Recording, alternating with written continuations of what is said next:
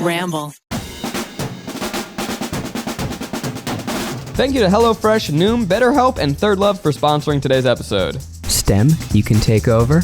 Welcome to Guilty Pleasures, the show that loves what it loves. Each week we talk about one of our favorite guilty pleasure movies or TV shows. We invite friends along to share theirs, but today is special because, as you can hear by Garrick's squeals of glee, this is a get to know your co-host better week, and Garrick has been begging to do this movie. We're talking about Upgrade. I'm Zach Kornfeld, joined by Kelsey Darragh and birthday boy, it's not his birthday, Garrick Bernard. Hello. Merry Christmas. Hey, hello. What's up? Merry Christmas. Happy birthday. Feliz Navidad. Happy Yom Kippur. Happy Boxing Day. Let's get into it. Upgrade is the greatest movie of all time. There are no guilts. End of podcast. I'm Ed Corndiddy. I'm at Garrick Bernard on all of the things. It felt weird even introducing this at all because of how excited you are. But basically every week when we go to film this podcast, Garrick goes, "Are we doing Upgrade? Are we doing Upgrade? Oh, not only does he ask, but he inserts this movie into every podcast episode somehow, which I'm sure our lovely editor Miles has cut around maybe once or twice. But guys, he talks about this movie several times. The fucking time. I mean, you've written an Upgrade joke into Star Trek Lower Decks. Into Star Trek Lower Decks. Yes, I have. Is there any small talk today, or are we just diving right in? We would be torturing him. How are you guys feeling? You guys all right? You guys good? Shut up, Rick. Let's just It's the greatest movie You've been of waiting all time. 6 months to do this. Yep. What's your personal connection? What is my personal connection to this movie? I'm actually curious. There is none. That's how great this movie is to me. I love movies that I just kind of stumble across when I'm just like, I'm really not expecting anything. I'm just going in being like, oh yeah, I'm hanging out. Hulu is up. Let's check out this movie. Yeah. I'm watching a movie with my roommate, Neil, and it slowly creeps in that this might be one of the better movies we've sat down and watched. And then we watched it 2 more times. And we were like, is this the best movie we've seen? We did that recently with Nobody. Nobody wants to watch that or talk about it because it was a pandemic movie, but Nobody was really good in the same way. I mean, this movie crept up on everybody because it was a small movie. It's a Blumhouse picture. If you don't know, Blumhouse are the dudes that do Paranormal Activity and Saw. This was directed by Invisible Man. And their game, they do super low budget movies, and their gamble is we'll give someone full creative control, and if we have a hit, we have a mega hit. This was not one. This was not a hit.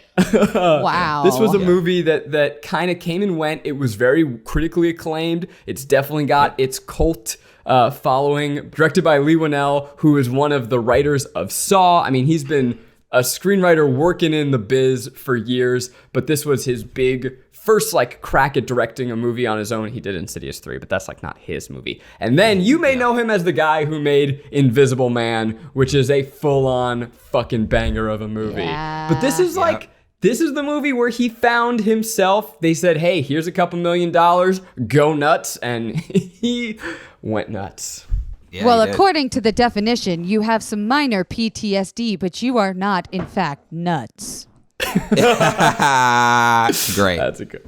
Okay, that's part of what the thing said. Anyways, Rick, why do you love this movie? So I love a sci-fi story. I love a contained story. I love a quiet story, and all 3 of those things were in here. Although it kind of progressed. To those things, it wasn't all 3 at once, blah blah blah. Kind of genre shifted in the middle. Something shifted. But I love that. Something Garrick's shifted. boner watching the movie. Yeah. You know what? Yeah, I'm sorry to interrupt, but this more than any episode that we've done, I think I need to hit us with the synopsis right up top. Well, I was going to say, make Garrick do it. Oh, I would love that. Yeah, because this is a movie I feel like most of our audience has missed. Yeah. And never heard of it. Yeah. Except for from Garrick. Just starting off, it is a hard rated R movie. There are some shockingly rated R movie. A rated R movie that all of a sudden you're like, holy shit. I went this twice. There was only 2 times that I did this, and I was laying on the couch like this. Holy fuck! Yes. What? Yeah. Yeah. What? And then I went back to laying down. Yeah, there it is. Yeah. Because it's quiet. Anyway, the whole movie is about a guy named Gray Trace. I love that name. And his wife, Asha. They are living together in the suburbs. It's in the not too distant future. There are still some normal cars around, but still some like future tech, like bioengineering and whatnot, biomechanics. Drone police, self-driving cars, charging pads for your wheelchair, giant tablet tables. I'm a sucker for an analog man in a digital world, and that's just what he is. When it starts off and you're just like, what period is this? What the fuck? He's got the neon light, and then it opens up and you're just like, oh, we're in the future. Sick. Okay, all right, let's do it. Anyway, it is about that. A guy out there with his wife, just chilling. She makes the money. She works at this place called Cobalt. That does a wounded warrior project where they give bioengineering to wounded warriors, blah, blah, blah. Some stuff happens. They go out at night, I think, and she gets killed. And he's like, what is this? What happened? She just gets killed. She just gets killed right in front of his eyes. She gets killed. He gets paralyzed. They get ambushed by some group of people that they have no idea what happens. A grace, or what is it? An angel donator or whatever donates this thing called STEM into his spine, allowing him to walk again. And then he goes out and tries to get vengeance for his dead wife. Damn. Chaos ensues. John Wick meets RoboCop. Yes. Super low budget, but very slick. It's a movie that's a combination of a lot of movies you've seen, but it's a classic revenge tale. You've got this guy with an upgraded body. He has a computer in his brain. The computer starts talking to him, and then the computer starts giving him amazing abilities. I'm going to tell you that this is actually another movie. This movie stars Logan Marshall Green, who you know as not Tom Hardy. It's Tom Hardy. Very unfortunately, he's almost a great actor. Tom Hardy.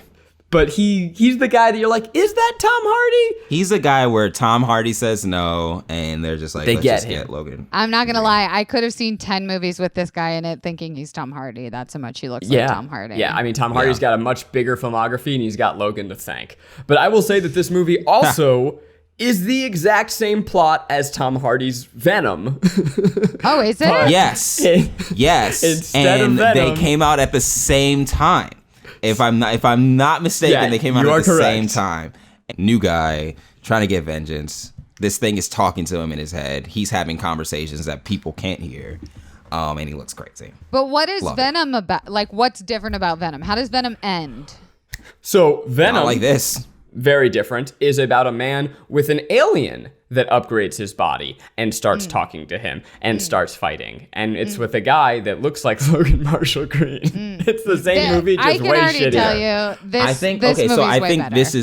this is what, and that's one of the main reasons why I was so upset about Upgrade being swept under the rug, because Venom did come out at the same time, and everybody was just like, oh, I'm just gonna watch. It was humongous, and it goes with my overall gripe with like Hollywood stuff in general, where it's just like, oh, you're just gonna take existing IP and make a new movie out of it, doing reboots and all that stuff, rather than champion a great original IP, quote unquote. It's not, it's not an original story or anything like that, but it's new. You don't see this. Well, listen, there was a twist in it that I saw coming from a mile away, but then there was a second twist in it. The second twist, and you're just like, okay. Oh, shit. I did not see that coming, and I like mama like And so when you said, I see what's coming, I was like, you do, but you don't. You do it, you don't. And like to tell the audience, it's almost like, imagine if an Alexa or Google Home was implanted into your brain. Like, you can ask it to do things, and it can like be intuitive and do things for you. Right. Like,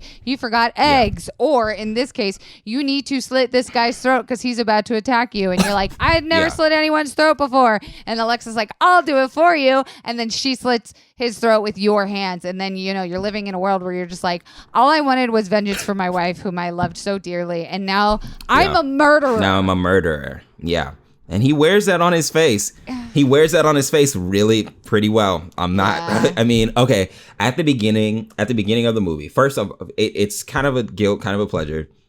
First things first. His acting is like overboard at the beginning, and I'm just like, all right, you're kind of hamming this up. You're doing a lot. Which part? When he's like, I don't want to be living anymore. I thought that part was actually good. I think it's bad when he's trying to act normal. When he's trying to act normal. Like when he's trying to act to the detective and be like, I wasn't on the street last night. Right. I'm like, why are you? Yeah. Y'all know what time it is. Say hello to HelloFresh. You get fresh, pre-measured ingredients and mouth-watering seasonal recipes delivered right to your door. HelloFresh lets you skip those trips to the grocery store and makes home cooking easy, fun, and affordable. And that's why it's America's #1 meal kit, baby. Look, life is stressful enough. You're busy. I get it. You're on the go. So why don't you save some time, okay? HelloFresh offers convenient, contact-free delivery right to your doorstep. They've got a delicious and nutritious variety. They've got over 25 recipes featuring a range of flavors, cuisines, and ingredients, so you're never gonna get bored. Try something new every single week. I'm trying to eat healthier for my inflammation, so I've been leaning vegetarian, a little pescatarian. I had this soy ginger protein plant-based meal. It was so good, and honestly, like, I learned a little bit, and now I'm like, maybe I could make something new. Go to HelloFresh.com/guilty12 and use code guilty12 for 12 free meals, including free shipping. That's HelloFresh.com/guilty12, code guilty12 for 12 free meals and free shipping. So all of the parts where he's like just trying to be a human being with an alien upgrade in his brain. He's like, I'm like, you're doing this. Why did they cast this dude? Yes. And then you see how expressive his face while his body is moving without his agency, and you're like, oh so shit, funny. okay, that's why it's good. Listen. He's good at acting as a head. Yes. Being controlled by a body. Oh my God. The fight. Okay. Like whatever. We're already into it. Pleasures. Like pleasures. The fight scenes. Yeah. Pleasures. The fight scenes were out of this world. I feel fucking like that's incredible. The first thing we have to acknowledge, because imagine truly like there is a scene where he is fighting his first bad guy and he's realizing what this stem can do. And he's about to get like suffocated and he's like, Stem's like, please let me help. And he's like, help. And he's like, but I need your permission first. He's like, permission granted. I was like, oh, this is funny. And then Stem takes over, and the iconic scene, camera shot that Garrick is talking about, where he literally levitates up out of his body. And then Stem starts fighting for him, and he gets into the kitchen, and there's this amazing scene where our guy Gray is fighting, but it's not him fighting, and he's smashing these plates on this bad guy's head, and he's like, oh my God, please, man, stay down, stop getting up, because he can't believe he's doing this with his own body. It's so good. It's got me a girly millennial girl. Yeah. I really enjoyed it. I thought that his audition was that scene. And they're like, yo, you fucking crushed. This is crazy that you did this. Yes. And then they had him act in other things, and they're like, all right, sure.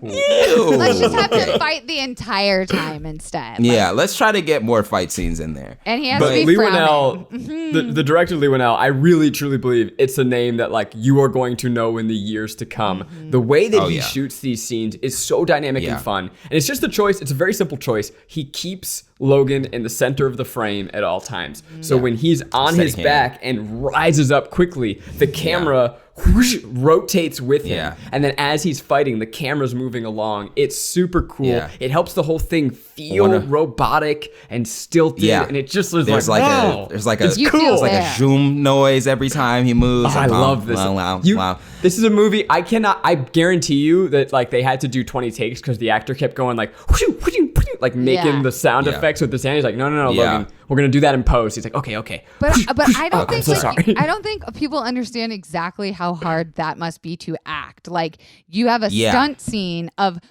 acting, period. Doing your stunts, doing your own stunts, but then acting as though someone else is fighting for your body. Yeah. And like then to also control the acting on your face. Like when I saw that first fight scene, I was like, done, give it an Oscar, give the guy an Oscar. This is now my favorite movie. I'm calling everyone right now. We always say Oscars are only barometer for quality here on our show. Everything should get this an is Oscar. where like the whole argument with like puts the stunt category in the Oscars in. Okay, it's just like, look at what the fuck is 100%. happening. Look at what these people are doing to other people's bodies, to their bodies. And look at how well they're acting. Like if you have, it'll be more incentive to have like these practical effects to have like actors do their own stunts. Although you know you would get hurt, but like you trained for it. Now speaking of what they are doing to bodies, another huge pleasure of mine. Holy shit, there is some shocking violence in this movie. I was going to say, someone has to tell people what that ending, how that guy dies. Someone has to. Well, so I'm a huge horror and gore fan. It's just a surprising fact about me. And this had moments that, as Kelsey said, made me go, oh, fuck. Like, you cannot scream at this movie. Yeah.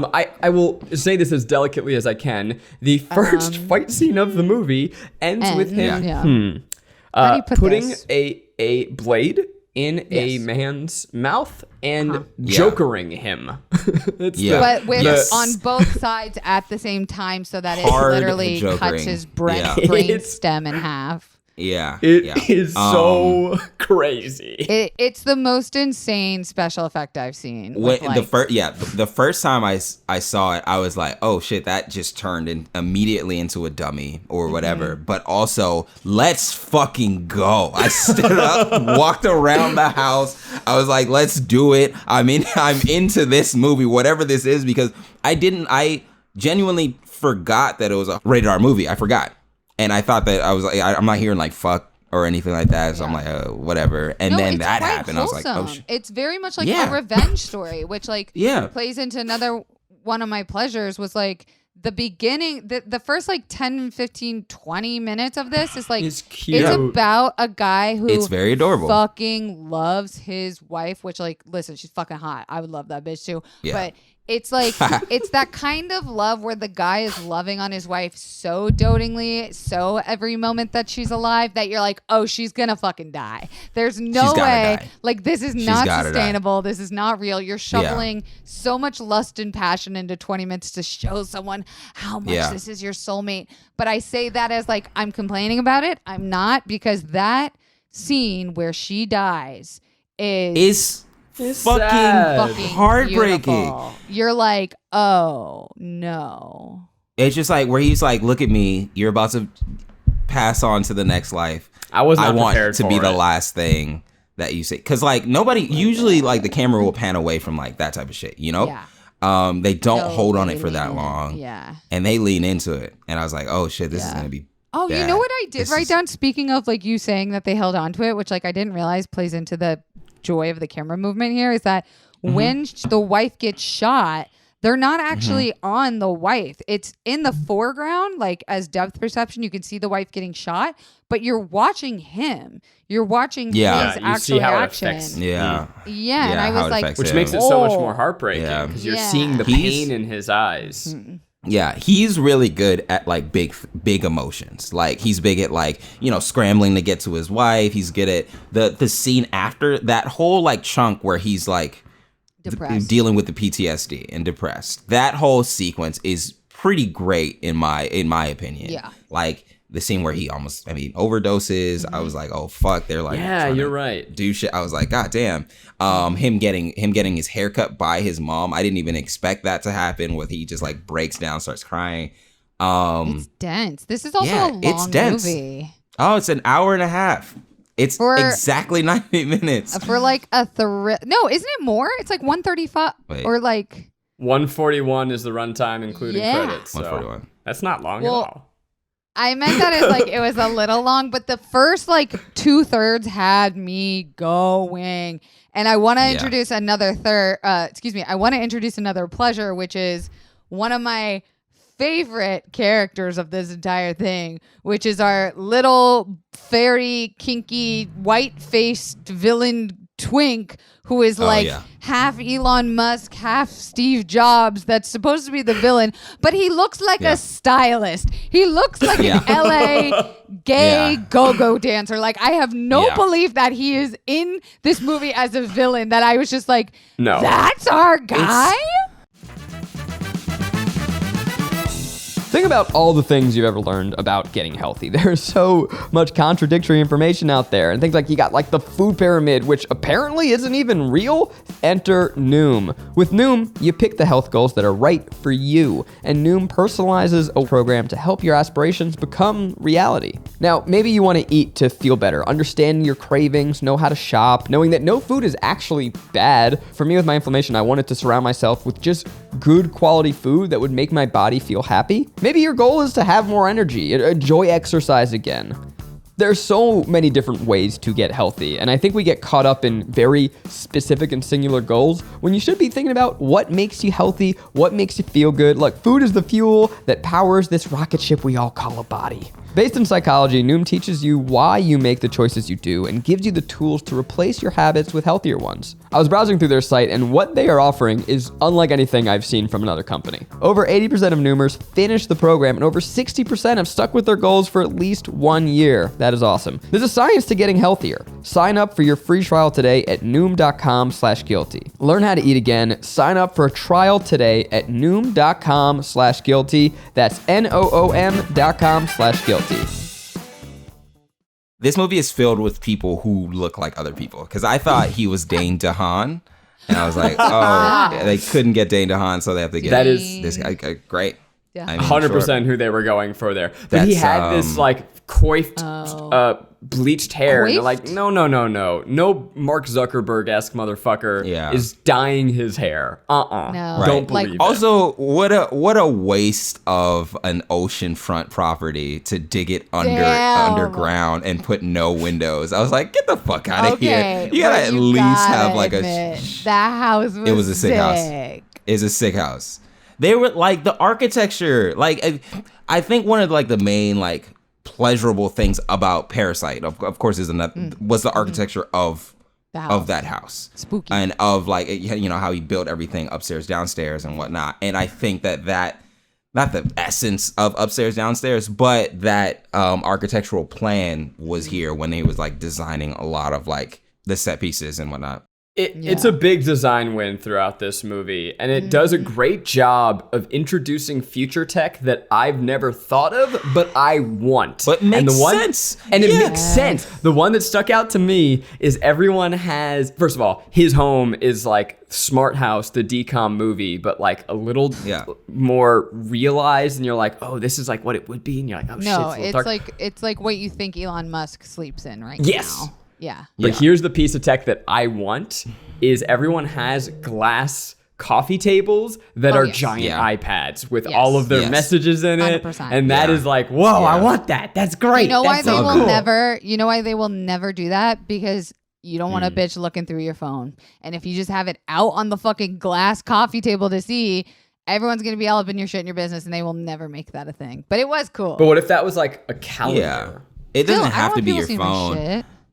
That was also really weird where he came in and he was just like, look at the messages or whatever. And that was weird. It's like, that wasn't locked, Doug? Yeah. Don't lock your smart coffee table. Put a lock on your smart table. Yeah. My smart table has face recognition, which is super helpful. Or voice recognition, at least. Like, yeah, that was another big thing of my, like, okay, so this villain, right? He's supposed to be this, like, Elon Musk fucking Apple genius motherfucker who comes in and gives our main character STEM. He's like, I've created this little bug thing that gets implanted in the back of your head. You're gonna have a surgery, which is completely unrealistic surgery in my backyard fucking Adobe Zodiac Adobe. But once again, shockingly graphic. Yeah. And I'm going to implant this thing in you. And like, you have a chance at another life. But the one catch is you can't tell anybody about it. Not the government, not your mother, nobody. And so you have to pretend like you're in a wheelchair. And pinky promise, no murdering, please. Please don't go murder. That would make me very upset. Whatever you do. Make sure you're still playing like a paraplegic, but then I'm going to implant this thing in you. Why? Just because I want to see if it works, I guess? Right. And that's also, what they want you to think. If this guy was in today's age, he wouldn't get the vaccine. He's not fucking doing this. No. He's gonna say no. Get the fuck out of here. We all know my God. what's gonna happen. Supporter, I feel By like. the way, speaking of vaccine, there's a moment. So in the beginning of the movie, yes, the car, like the self-driving car malfunctions and they crash and it's horrifying. It's like the fear you've always had about a self-driving With a car. Tesla. Then these thugs come over and they're all wearing masks and it's like, ooh, I think the movie wants you to be like, ooh, spooky. But because we're in the pandemic, I'm like, look how responsible those guys are. I had the same exact thought. And That they're is like, fucking, oh no, they're scary. Damn. The pandemic has ruined villainy. Did you notice the same exact thing happened when our villain Twink Boy comes into the hospital room? And he was wearing a face right, mask. with the mask. He said, I'm not gonna going to give you bird flu, kid. And I was like, put it back on. You don't know. You know? But like, it's meant to show that he's like an eccentric and a hypochondriac and doesn't leave his home. But again, I'm like, well, look at this upstanding citizen. Every cowboy movie from here on out, when someone walks in with a bandana over their face, I'm going to be like, oh no, what's going on? I'm not going to think anyone's saying Change the whole vibe. Yeah, but speaking of Homeboy's crazy dungeon-esque Batman / like obviously King Caves / like future model for an Apple store / his home apparently / his office / laboratory, the visual effects in this movie, the tech part of like the sci-fi tech thriller, are the Next level. best I've ever seen, and this movie was only $3 million. Yeah. It's the We could put exact all budget. of our bank accounts together and maybe get $3 million. Mostly like Zach has like 2.99, but like we could have $3 million and Zach like has $2 million. yeah, like there's no way we could make what those people did for $3 million it's wild. happen. The way that they did the Steadicam shots is they put an iPhone in his shoulder. And then they just tracked the camera to his shoulder to the iPhone, and then had him do the moves, and that's all they did. Shut up! I That's thought he wild. wore a steady. I thought there was like a Steadicam attached to him somewhere. No. So that was all in the edit. No. It was in camera, but it was just a software that tracks the location of an iPhone. Of the iPhone.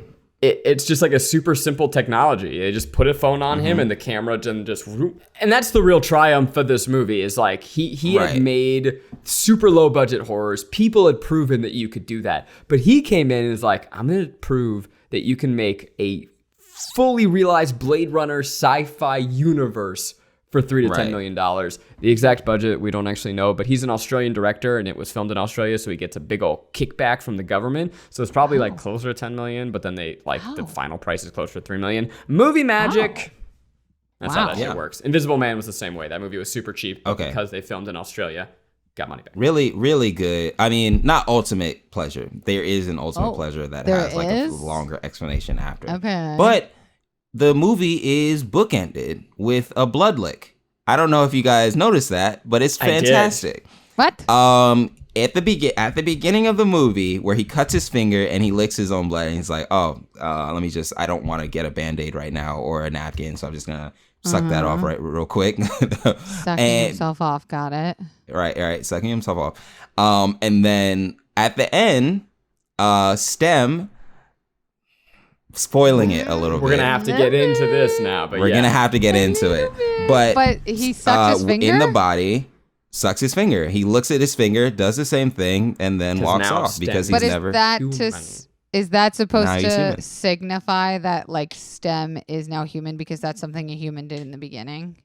No, I think it's just an increase of violence or something like that. I don't know what that exactly means because his hand is all bloody, and he doesn't understand why he did it. He doesn't understand that he was just trying to get rid of blood on his finger. Pull the covers over off of everyone's head. Someone's got to give the ultimate biggest pleasure of this movie. I got it. The ending is fucking great. The ending is so good. Your ultimate pleasure isn't that the movie began with a guy fixing a car? Because that, I was like, oh, this is Garrick's movie. Oh, well, right from the beginning. The fact that he did have oil in an ornate jar for some reason. Like, nobody sells it in a jar. What the fuck is wrong with it? Anyway, I'll let you do the second big surprise. But the first surprise, the first big twist that you find out, it's not Tom Hardy. And the whole movie you're watching it and you're like, what? Are you telling me that's not Tom? It's not Tom Hardy. And no, the big twist is that the little pasty white twink Elon Musk character was the one who actually set up Tom Hardy to be killed so that he could implant the stem inside of him. That was the first one where you're like, first twist. Oh my That's God, twist number that one. was the setup? That's first twist? That was first twist. All right. Technically, it's like, wait, oh my God, the guy that I thought was my friend that I was selling classic cars to actually wanted me dead so he could implant a technology into me and killed my wife. You're like, oh my God, he has someone to hunt and kill. Okay. If this year taught us anything, I think it's the importance of good mental health. BetterHelp is an incredible tool to help you with your mental health.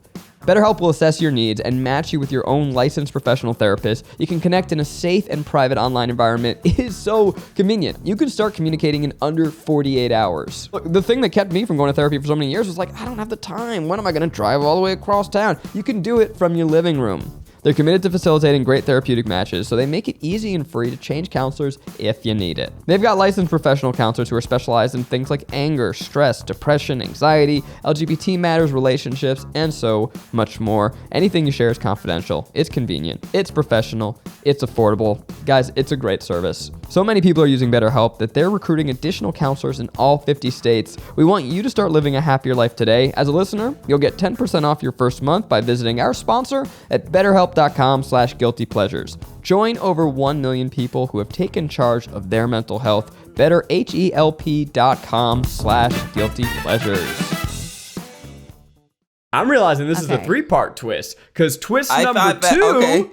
Because that first one is just like, I didn't even register it as a twist. Because I'm like, this is dumb. Second one is a twist. Okay, what's the second twist, Zach? Twist number 2, turns out that little Twinkie Elon Musk isn't in control at all. It's been STEM for years, who has been becoming sentient as a supercomputer, and he wants to know what it is like to be human. And so STEM planted the man. He saw Logan as an analog man in a digital world. I'm going to see how many times I can say that phrase. In a Digimon I think I've hit 3. And he's like, I want that body. I'm in control now, motherfucker. Which brings us to twist number 3. Twist number fucking 3. At the end, Logan, not Tom Hardy, is out of control of his own body. Gray's out of control of his own body. STEM is in control.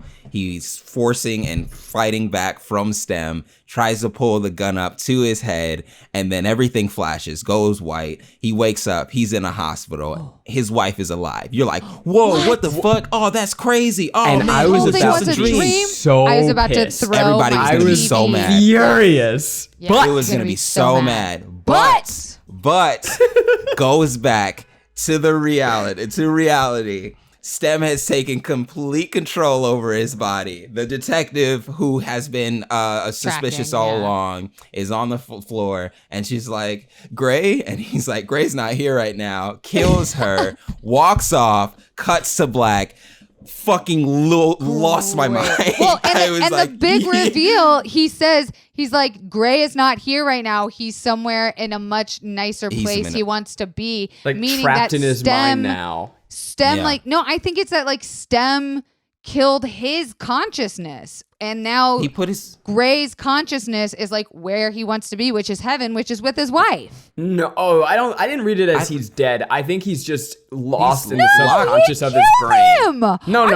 He locked there ain't him in no his fucking subconscious. heaven. No, there not a is, chance. Okay, no, I will throw down through this computer screen now. This is sci-fi, baby. Sci-fi. We don't go to heaven. So we don't go to heaven in sci-fi. There was 3 different instances. Kelsey, there were 3 different instances where he started seeing his wife for real. And those 3 different instances was STEM trying to lock him in his own subconscious. And he woke up and he was like, what was that? Did you have a bad dream? And he was like, no, that wasn't a dream. That felt real. And he's like, don't worry about it. And I agreed. But don't you think that why would Stem all along be so kind as to leave him in a place where his wife is if it's not to kill him off? Why would he be so nice as to be like, all right, I'm going to put you in your subconscious? So that he doesn't fight back. Yeah, you want to put him in a place where he's happy. You give the lead character what he wants. Which is living in his own mind with his wife alive. Yes, which also, here's what I love about this, is that most movies are about characters getting their wish in some way. This is one of the darkest realizations of that I've seen. Yes. Because what you would expect a movie like this to be is like, oh, he's going to get what he wants, or what he needs, rather. Actually, I'm sorry, that's what it is. There's a conflict between what a character wants and what a character needs. What he needs is, frankly, to accept his new life and to be like, hey, just because my wife is dead, I'm paraplegic now, but that doesn't mean that I cannot find meaning and joy and purpose in this world. Instead, he fully succumbs to being like, no, I need to be who I was. And as a result, we can assume that the world is gonna end. And it's my favorite thing when a movie doesn't tie up in a pretty bow. Like this left a blood spattered warm vein pulsating on the concrete floor. This was the opposite of being wrapped up in a bow. This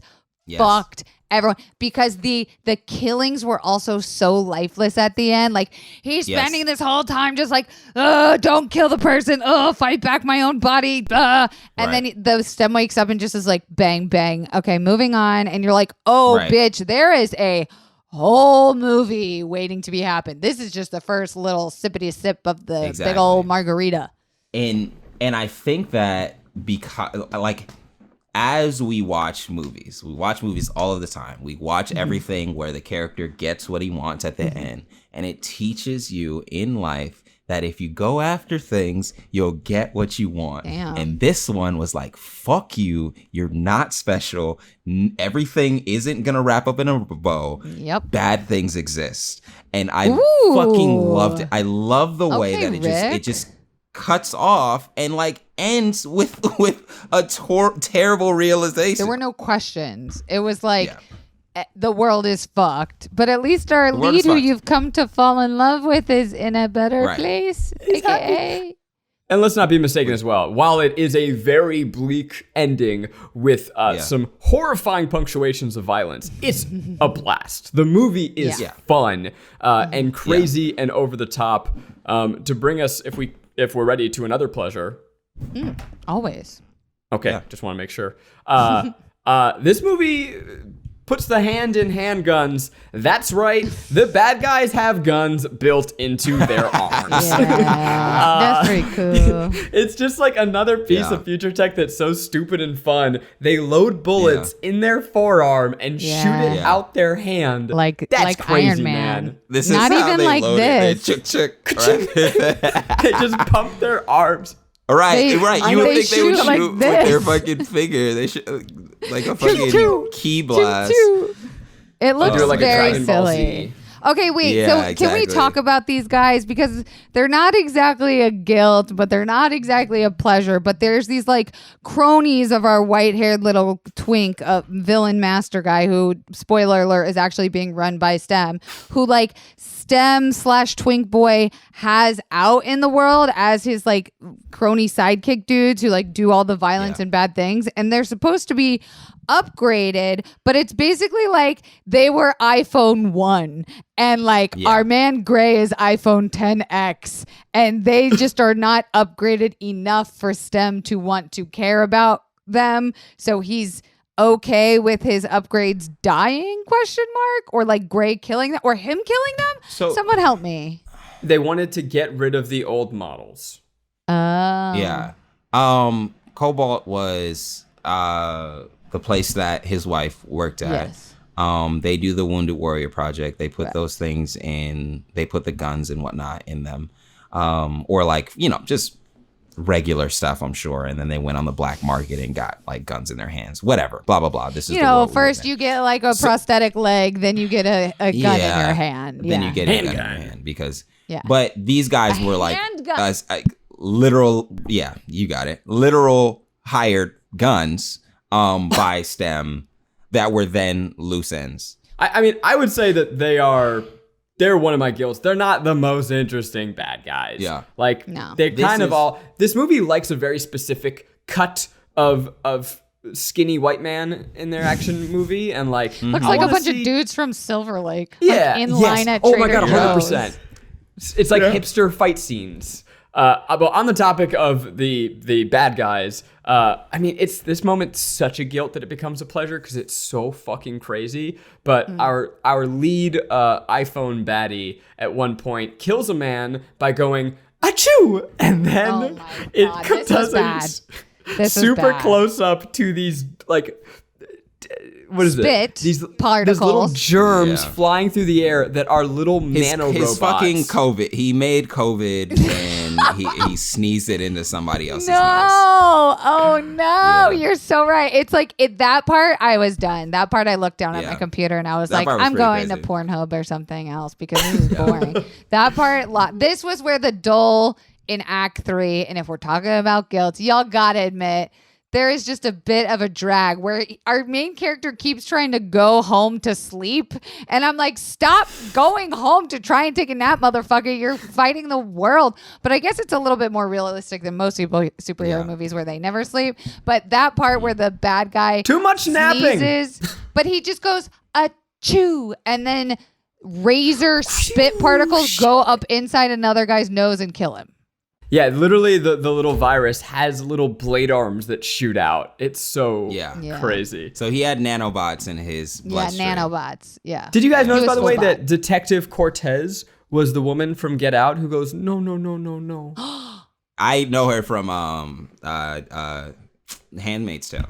I don't watch it. Ooh, bad feminist. Yeah. Bad feminist over here. My bad. I wrote this line down. I don't remember the context. I just love it. Quote, have it your way, cock snot.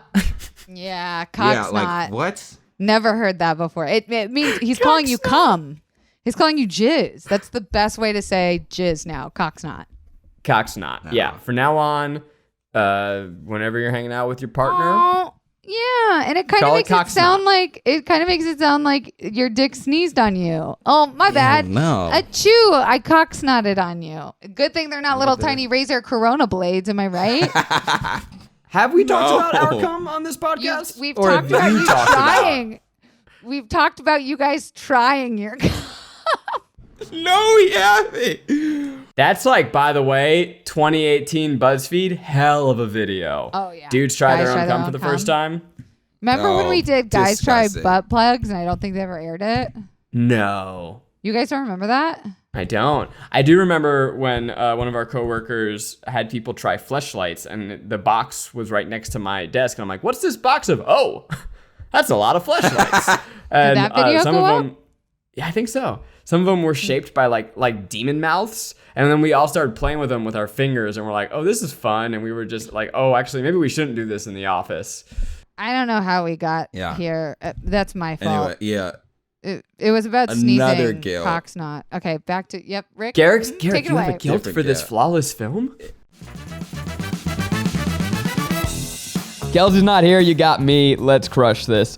A relaxing day at home starts with the essentials. Third Love has created perfectly fitted underwear and loungewear with unbeatable comfort in cup sizes that come in AA through I, and lounge and sleepwear that comes in sizes XS to 3X. Now y'all know me. I hate an uncomfortable bra. And what I love most about my Third Love bra, I love the shopping experience online. Okay, they got this fitting room quiz. Okay, I'm joking, but Maggie did do Third Love, and every time she hears me reading an ad, she's like, why do you get to do the Third Love ad? Maggie had the wrong bra size for like all her life, and then she's like, oh my God, this is so much better. My boobs are singing. And I'm like, sing boobs, sing. Every Third Love bra is made with signature memory foam cups, no slip straps, and a scratch-free band that comes in more than 80 sizes. Find your favorite everyday essentials from their all-new feather lace collection, ooh la la, to their #1 rated 24/7 classic t-shirt bra. I think that's what I would wear. Third Love knows that you deserve to feel comfortable and confident 24/7, so right now they're offering our listeners 20% off your first order. Go to thirdlove.com/guilty right now to find your perfect fitting bra and get 20% off your first purchase. That's thirdlove.com/guilty for 20% off today. I just thought, I mean, no, I noticed some things. It's fine. But I do think that they could have leaned into the misdirected conspiracy of it all, where, you know, they find the whole like cobalt thing in the guy's autopsy and all that stuff. And it's just like, oh, so this is linked back to my wife's company. So now I need to go and like learn what they're about and all that stuff. And we find out that they have like a secret organization where they actually, you know, experiment on wounded warriors, weaponizing soldiers and all that stuff. And it's just like, oh, I need to take down. And I find out that my wife was a part of it and all that stuff. And she got killed because of this stuff. All to find out that none of it mattered. None of it mattered. None of it mattered at all. Was that what they wanted you? Was that then like an accidental red herring that they were assuming you were going to try and put together of like cobalt? I don't think so. I think that was like a loose end that they could have just really explored. They really cut off. I think they just cut it off with the with like exposition with the main guy that killed his wife, where he was just like, I got experimented on all my, you know, and all of this stuff, and it's just like that doesn't really track or make a lot of sense. I feel like you guys wanted to go somewhere but didn't find the budget to. And so you just wanted to, you know, sweep it under the rug with exposition, which is fine. But I have a budget moment that I adored. To me, it's a pleasure because, again, I'm so impressed whenever anyone can stretch the limits of money on film. Yeah. But there's this one hallway. It's when he's trying to override STEM and his body's like getting shut down. And it's just a hallway of blue glow sticks. It's what were those? It was glow sticks. Just fucking glow sticks through the hall. And you know what? It was vibey as hell. It worked. It worked for me. Who knows? Who knows? But the fact that we all noticed it, that's not good. The fact that we were all like, is that just a bunch of glow sticks? I even said, oh, they're going to come back to this. Like, we're going to come back to what these are. And then, nope, they ran right back through them the same way they ran in them. They were just saying, hey, man, future people are crazy, right? They got glow sticks on the ground. That's wild. We got a bar with a bunch of bullet casings on the floor. Isn't that scary? We're hooked up to VR 24/7, baby. Give me the liquid IV through my veins. Yeah, they do a lot of ecstasy in the future still. So hell yeah. I'm certain if we had the director on this podcast, he'd be like, yeah, I had fucking no money and I had to make this hallway look cool. You think he wanted to make this whole movie take place at night? No, that's how you get. I also noticed there's driving chase scene, and I'm like, oh, they've passed by that wall about 10 times now. Like it just they had a quarter mile of road that they were able to shut down. They just kept going like round and around and around. And that, you know what though? It still worked. I think he's a hell of a director. I'm super impressed. Can I have one? It's not really a guilt as much as it's a question that is kind of a guilt. Why, I think I just answered my own question. Okay. Well, why? Anyway. Is that the answer? Is why the answer? Why? I was going to say, why would STEM make this whole thing about someone being able to walk, but not also try to make him forget about his wife so he would be an easier target to inhabit? The question underneath your question is like, yeah, there's definitely other people that that STEM could have picked. He could have found. He picked the most traumatized.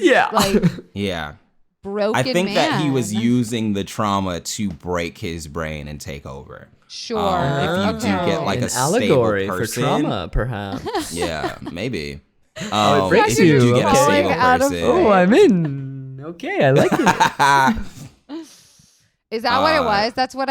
As soon as I asked it, I went, "Oh, maybe he wanted him to be mentally weak." Yeah, that boy was not physically weak, if you know what I mean. The whole part about him saying that, "Oh, I'm gonna kill your wife," was just extra money, and I think that was like, you know, he had to kill his wife in order to make him more, you know. Okay, but like, why did we need his mom character at all? I don't know. At all. Because she's hot. His mom was mama. Hot mama. You guys are telling me you're going to have sex with his mom. Fucking gilf over here. If I'm so lucky. God. I'm taking Kelsey. Yeah, no. You know, I don't want to entertain those thoughts. It was just I don't know. It was just his mom taking care of him. You see how hopeless he was. But or then helpless. he goes It's not home hopeless. to take a nap, and like then that's the only reason why he's found out he's not a paraplegic anymore. Was like they needed someone to notice that he was faking it this whole time. So I mean, one thing I wondered while watching this movie is this movie within the disabled or paraplegic community? Is this movie a wish fulfillment? Is this movie kind of like a slap in the face because of the character's attitude towards disability? Or is it a neutral? Yeah. Are people like, no, it's not so deep, Zach, don't think about it? I don't really know where I landed with it. No, I thought that was my first thought was like, oh shit, this is going to be an ableist as hell movie. But then I also thought if technology can help people in a way that takes them out of physical pain, I would do it. Like, I know all three of us here have metal in our body. More so that they ask for. Yeah. Where it's just like, oh, if you are a paraplegic and you're just like, if I could walk again, I would. And then you elect to have something implanted in your brain. I'm sure. I mean, that's where we're heading. Anybody watching that, they'd be like, go for it. I hope so. I mean, I don't know that they'd be like, go for it. I feel like they'd be like, risky. I'm saying if they, there's the risk. The risk is that thing takes over your mind and you become STEM. A killer. Well, and to separate the character action from the universe of the movie, I was actually very impressed with the accessibility of the future in this, even though it was a very dystopian future. But like, we've done a video series about old age and about how really like our entire society, we should all be coming together to make old age better for us. And the only thing that actually does do that is like things like talk to text and Alexa are very helpful to disabled communities, but just because they're cool. But that's great. That'll help us when we're older for people who are differently abled. For people who are disabled, this future is like the best. It's better than our society for disabled people. There are wheelchair ramps everywhere, voice to text.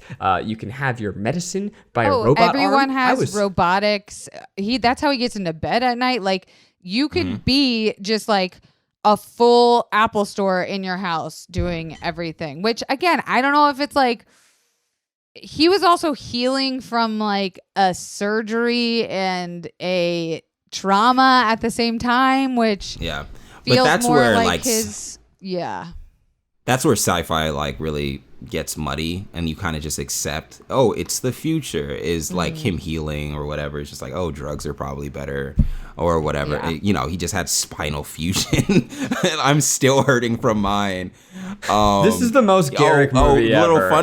Little fun fact, after my spinal fusion, my buddy who I also rave about this movie with sent me a grabber, a bedpan, and a poster of Upgrade. So there you go. We're all into it. You kind of are. And you loved this movie before you realized that you were going to need spinal surgery. Wow. Yes, I did. You saw into the future. Just listen, everything you know about Garrick. It opens with a dude fixing his car. It's got a dope sci-fi future.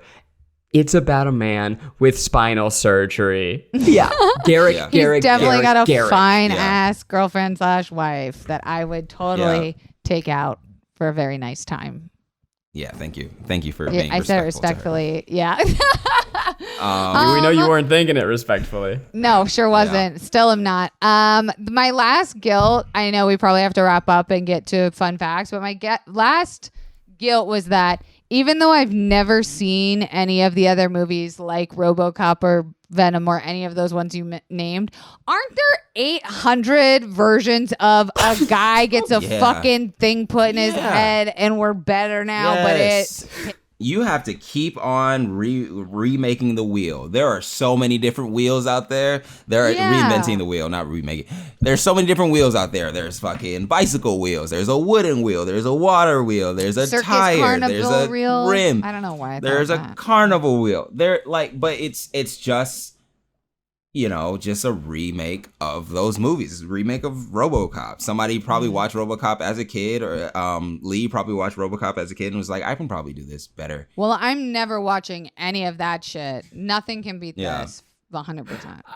Look, it's a pleasure and a guilt for me. This movie is a movie, but really it's his director sizzle. It's like, yo, motherfuckers, hello, Hollywood, look what I can do. Hello, Hollywood. But I think it does bear repeating. This came out around the same time as Venom, and this movie fucks Venom to death. Yeah. Venom, all the success that Venom got, Upgrade deserves and then some. Yeah. It's the superior version. I call Venom shitty Upgrade. Whenever I'm referring it to someone else, I'm like, oh yeah, that shitty version of Upgrade. Yeah. I saw it a couple of times. I mean, listen, Rick, I will say this.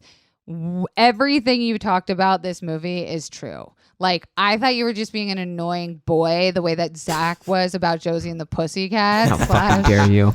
How dare you with your Crossroads trash But movie. I was like, you know what? I enjoyed it. My partner enjoyed it. This was right up his fucking alley. And very rarely do we ever like the same movie. So like, and listen. most importantly, this movie in no way inspired QAnon. So that's a big top priority.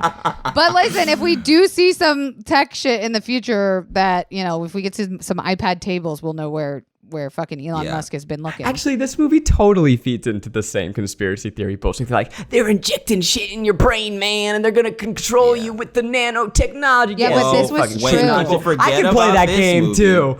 When in 20 years, when people forget about this movie, they'll go back and be like, they're implanting chips in our brain. And then we can also say, well, there were also several other movies that did this. In 20 years, when we're definitely still doing this podcast together. God help us. As 50-year-olds. I would love that. Best friends. All right, Zach, would you have any fun facts? I feel like this is a perfect movie. How could you have anything exciting and surprising that Garrick doesn't know? So I don't really have any fun facts, but I do have I looked through some interviews to find like what's fun about this thing. And really what it goes back to is just how impressed I am with the director, because he described this movie as the cuts that he had to make were not by machete, but with a scalpel. And the process of making this movie was a ton of cuts and giving in and saying, okay, he had this one example. He wrote 3 guys rush him and he takes them all out. Suddenly it becomes 1 guy rushes him and he takes them out. And then he would look at another and be like, actually nobody rushes him and nobody gets taken out. So the thing that I wish the movie had more of was frankly his incredible action, but he was restrained by the budget. But he thinks that what ended up happening is that by stripping the movie back, it actually got better. And there are a lot of examples where he goes through where he had written much bigger scenes, but then what he filmed was a nice, simple, small movie with these moments. And actually, I think that's why the violence is so fucking crazy, because when he could afford it, he's like, I'm gonna go for it. And I'm gonna say that will be my last pleasure, is that it did not have too many or too long of fight scenes where you're just like, God, we get it. You went to fucking Hollywood stunt school. Get the fuck out of here. I said this earlier, but it's so contained. It's such like a guy trying to find 3 dudes that killed his wife, and it's just that. It's not a bigger he hired ninjas to come and fight him. And it's just like, how? Where did that come from? There's a military army that is now chasing him and he's getting shot at. It's like, no, it's just these 3 dudes that he's trying to find and get answers out of. And he's going to go and in between he's going to go home and take a nap. Yeah, he needs to take a nap. He took like 4 fucking naps in this movie. Looking at like the PTSD side of it, he looks so shocked by the violence. He looks so scared. You didn't have to pull my own mental health card against me, motherfucker. Sorry. You stumped but looking at it, he is so horrified by the violence. And he's just like, I'm tired. I want to go home. This is crazy. I didn't mean to kill people. You are killing people. Yeah, no, I did also like that too. It's like he was just a guy who liked cars, not a killer. Yeah, not a murderer. He just looked that way. He just kind of looked like one. And there are so many like action films where there's just like, oh, this is just a guy who's like mowing the lawn, and we're just like, he's got a secret past and all of this stuff, and he's totally fine with murder. And it's like, what? Well, how? Where did that come from? A nice, sweet young dad could have been if his wife hadn't been murdered. Do you guys remember how the movie opens? Not him in the car, but like the actual opening is a robot voice reading the credits of a movie. And that was stupid. And I kind of fucked with that. I No. wish that the movie had the opportunity it. to be campier like that at moments, because I didn't like that it. always. I thought it was something with my hated friend's that so Roku, because I'm staying at a different house, and I was like, "What the fuck is wrong with this Roku?" Is like reading me the code of the movie, and I was like, "Oh, this is how it opens. I'm gonna hate this," and then I was immediately changed. Well, I'm glad I brought up something you both hated. Well, now's the time of the podcast where we have to decide, is this film a pleasure, a guilty pleasure, or just plain guilty? Garrick, I think we should end with you. Okay. You start, Zach. Okay. I think, I'm going to say that it's a pleasure. I think the movie is really good, and just more than anything, really impressive. I am always, especially if you enjoy this movie in the context of how it was made, for how much it was made, it's just a dope action movie with crazy, shocking violence. And one thing we didn't really talk about too much is that it is very funny. I wish that I could have seen this movie in a big crowd, cheering and screaming, and perhaps someday I will get that opportunity. I am also going to have to agree that I don't even know why this was ever even considered a guilty pleasure. I think maybe just because Rick talked about it so much watch it. that we were just like, we're just annoyed by him. So like, fine, we'll do a stupid fucking movie, and it ended up being so good. And I would say, like, not trying to play too much into like my gender normativity, but like, ladies, if you have a partner that has very different movie opinions than you, I can tell you straightforward, as someone who just enjoys like good dialogue, a love revenge story, that I think this is something you guys could pop on as we wind out of pandemic time, where you're getting in your last many 10-hour chunks of Netflix, that this 100% should be on your list. Upgrade for the future. Wow. I love it. I would watch it again. Wow, amazing. If you are okay with violence, I just want to be clear to our audience If out you're there. okay You got. There are you have two to be holy okay. shit moments that you will not be It able to is- sleep well at night, but you'll be fine. Yeah. Just I want the That are world pretty to be graphic. warned and know what they're getting themselves into. If you're down for that, you're gonna Yes. fuck with it hard. Rick, close us What's up? out, buddy. This is your All right. day. Yeah. All right. So I think Oh. that. Sorry. Garrick vomits Are you on the gonna throw microphone. He's like, I think. I'm just so overcome with emotion. So I think that this movie is a sci-fi What if triumph. STEM took And over the way Garrick that, right now? What if we lost him? He's like, Oh. and he blinked to reality. And he did have a brainstem yeah. transfusion thing, Majid. Oh, it wasn't shit. that, but Okay, sorry. Go ahead. Yeah. I think that this movie is an absolute sci-fi triumph. And when you go forth and you make a sci-fi movie, you're not trying to go super far into the future. You're just trying to think of a world where things are a little easier, right? And what about, what about walking? What about getting food? What about blah, blah, blah? And I want to print a pizza, she says a couple times. And in this movie, it's just like, well, what if you're a paraplegic and something took over your brain and you could walk and fight like a fucking badass, or not even a badass, just like a robot, just like something without agency, and something is moving your arms in this super cool way. I think that it's a sci-fi triumph. I think it's a stunt triumph. I think it's a writing triumph in a weird way. Sure, there are some like hiccups in the dialogue and in the jokes or whatever, and it's just like, okay, cool, that's a little campy, but whatever, I'm game. I think that this movie explains in a very nice and concise way that not everything is perfect. At the end of the day, sometimes people lose, and you have to accept that. Yeah. And the way that it just leaves you with that, with the very like punctual violence at the end, I think that is like the ultimate triumph in it, the ultimate pleasure in it, and the ultimate reason why people should watch it, because you do watch movies that end in a bow. They teach you a lesson. When you go to film school, they teach you, oh, your character is supposed to change at the end because they wind up back where they started and they change and blah blah blah. But this movie, yeah, he changed, but he also lost. Didn't. And it's He fucking didn't change. amazing. Yeah. Yeah. And it's really pretty to watch. There's a lot of pretty colors. Really pretty to watch.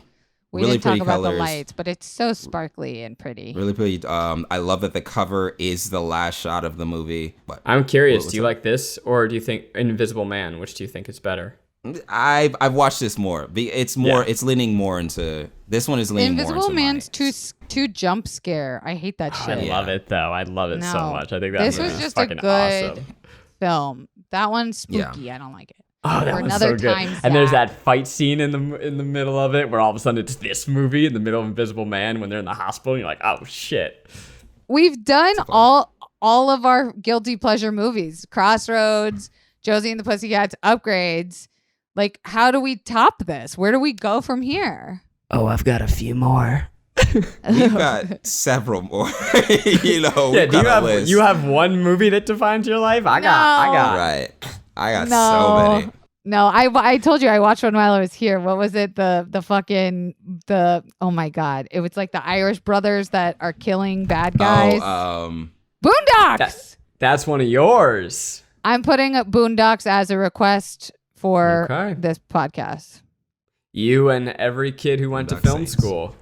Yeah. Who has every dude with that poster wants to be wall. a fucking Tarantino, and they're just like, oh, I could be at a bar and he can come up to me and be like, I'm gonna make you a movie, kid. That's why it's so bad. Do you remember that moment when Logan Marshall Green walks down the staircase very slowly and then he just appears with his head down and pop shoots two people without looking? That was the coolest shit I've ever seen in my life. That shit was fucking cool. Fucking so cool. There's such cool moments in this. By the way, Garrick, in the little thing that I'm writing right now, I put an upgrade moment. Fuck yes. Fuck yes. Oh, if you don't think I'm stealing 100 camera movements and lighting arrangements for my short film from this movie, you're out of your fucking mind. Literally already sent it to my group chat. You know what's crazier is that I also put an Invisible Man moment in that little script because it's like a bunch of genre scenes, and I did not realize that Lee had directed this too. So I already had the upgrade moment because I'm like, well, that's the coolest one. Okay. I've known this moment. Anyway, that's it for this week.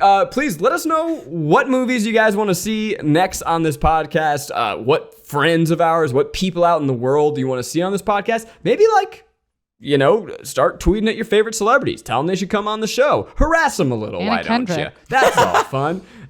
You guys, please rate us. I don't care what you rate us. I have a preference, but it helps people find the show. Really do appreciate it. I care what you rate us. Yeah, rate it 5 stars. Rate us highly, please.